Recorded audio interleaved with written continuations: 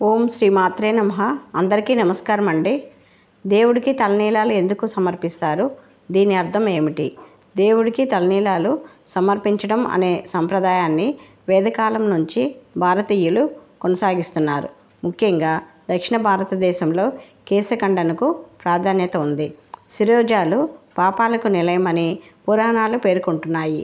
వాటిని దైవానికి సమర్పిస్తే మన పాపాలను తొలగించుకుంటామని నమ్మకం. శిశువు జన్మించినప్పుడు ముందు తల భాగం బయటకు వస్తుంది.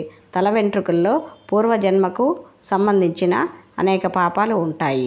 అందుకే చిన్న వయసులో కేశఖండన అంటే పుట్టు వెంట్రుకల కార్యక్రమం నిర్వహిస్తారు.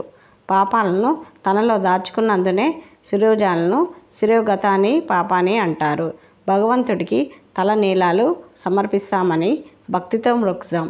ఒక విధంగా చెప్పాలంటే మన శిరస్సును దైవానికి అర్పించడానికి బదులు తల నీలాలను ఇస్తాం.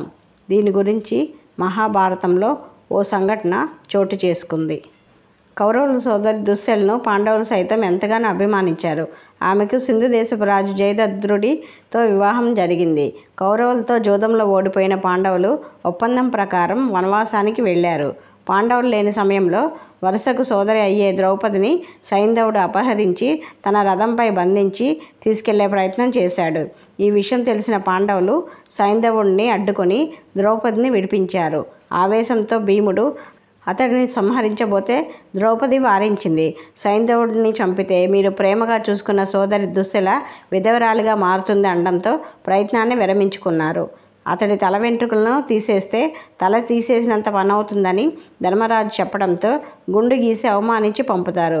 ఈ అవమాన భారంతో పాండవులపై ప్రతీకారం తీర్చుకోవడానికి సైంధవుడు కఠోర తపస్సు చేశాడు. ఇక తిరుమలలో శ్రీవారికి కేశఖండన చోటుని కళ్యాణకట్ట అంటారు. హిందూ సంప్రదాయంలో ఎల్లప్పుడూ శుభం పలకాలనేది పెద్దల భావన. అందుకే క్షవరానికి బదులు కళ్యాణమని ఉచ్చరించాలని జనమేజయుని సోదరుడు శతానీకుడు సూచించాడు. దీంతో కళ్యాణం అనే మాట ప్రాచుర్యంలోకి వచ్చి కాలక్రమంలో కళ్యాణకట్టగా స్థిరపడింది. వేం అంటే పాపాలు, కట అంటే తొలగించేవాడు.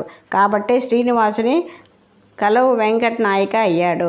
కలియుగంలో పాపాలను తొలగించేది ఆ పురుషోత్తముడే. అందుకే ఆయన సన్నిధానంలో శిరోజాలు సమర్పించడానికి అంతటి ప్రాధాన్యత ఉన్నది.